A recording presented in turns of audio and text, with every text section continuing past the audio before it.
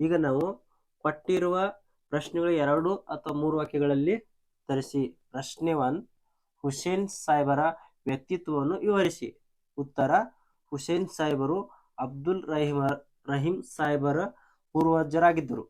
ಜನಪ್ರಿಯರು ಹಾಗೂ ಧನವಂತ ವ್ಯಕ್ತಿಯಾಗಿದ್ದರು.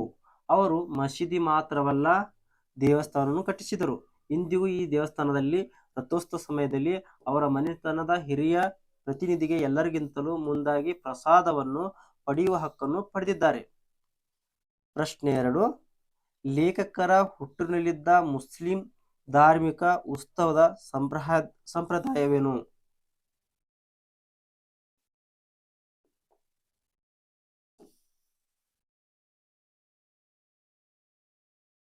ನೋಡಿ, ಉತ್ತರ: ಲೇಖಕರ ಹುಟ್ಟಿನಲ್ಲಿ ಒಂದು ಪವಿತ್ರ ಸ್ಥಾನವಿದೆ.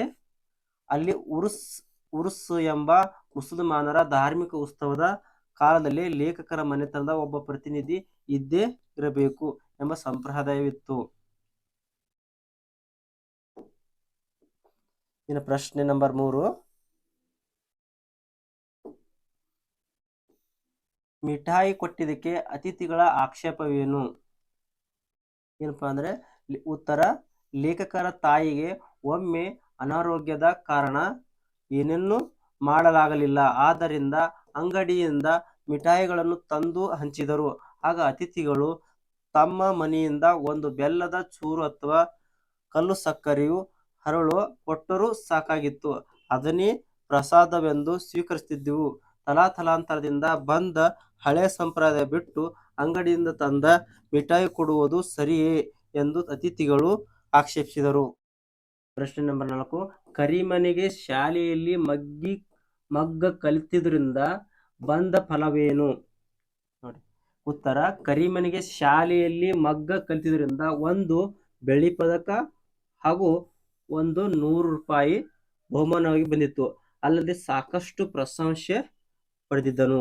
ಪ್ರಶ್ನೆ ನಂಬರ್ 5, ಶಾಲೆ ವಾರ್ಷಿಕೋತ್ಸವದಂದು ಕರಿಮ ಮಾಡಿದ ಕೆಲಸವೇನು?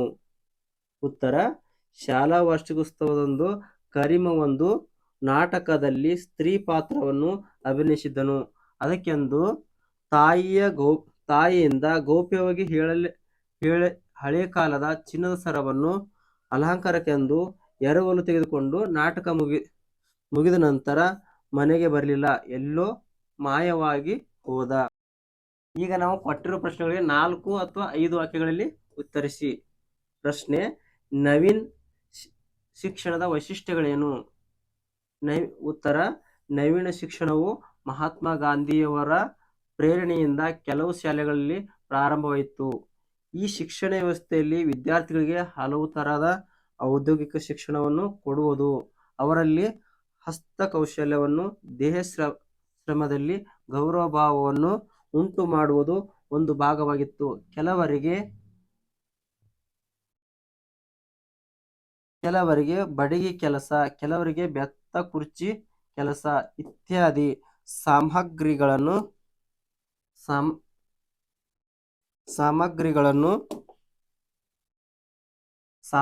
ಮಾಡುವ ಕೆಲವರಿಗೆ ಕೃಷಿ, ಕೆಲವರಿಗೆ ಮಗ್ಗದ ಕೆಲಸವನ್ನು ಕಲಿಸಲಾಗಿತ್ತು.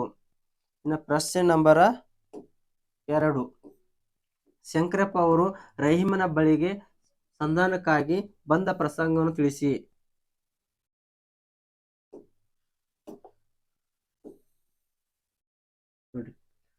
ಉತ್ತರ: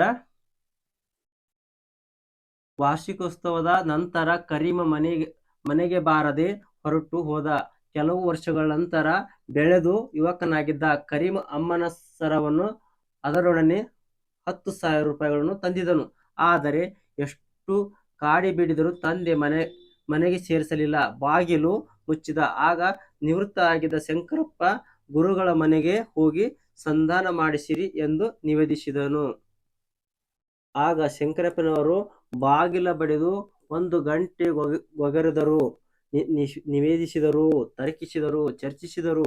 ಆದರೆ ಎಲ್ಲವೂ ನಿಷ್ಫಲವಾಯಿತು.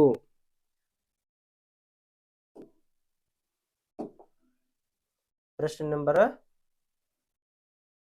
ಈ ಕೊಟ್ಟಿರುವ ಪ್ರಶ್ನೆಗಳಿಗೆ 8 ಅಥವಾ 10 ವಾಕ್ಯಗಳಲ್ಲಿ ಉತ್ತರಿಸಿರಿ. ಪ್ರಶ್ನೆ: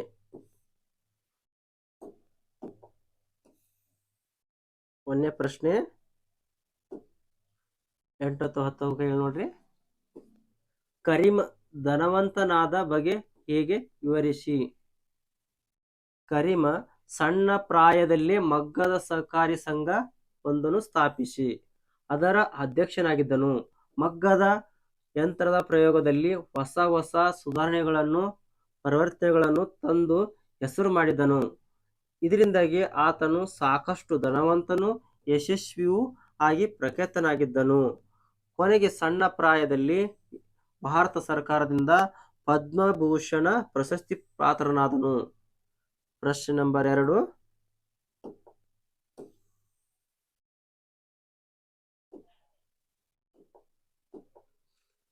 ಪ್ರಶ್ನೆ ನಂಬರ್ 2.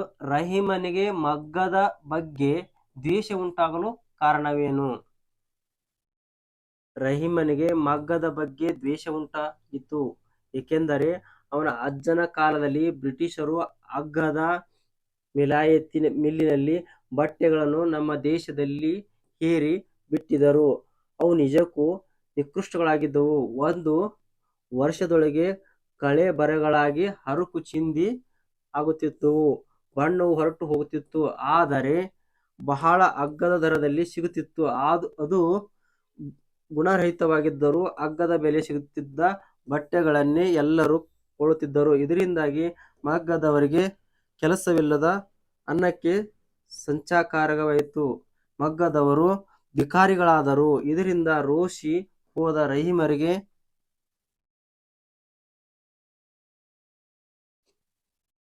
ಯಾರಾದರೂ ಮಗ್ಗದ ಸಾಹೇಬರು ಎಂದು ಕರೆದರೆ ಅನಿಷ್ಟ.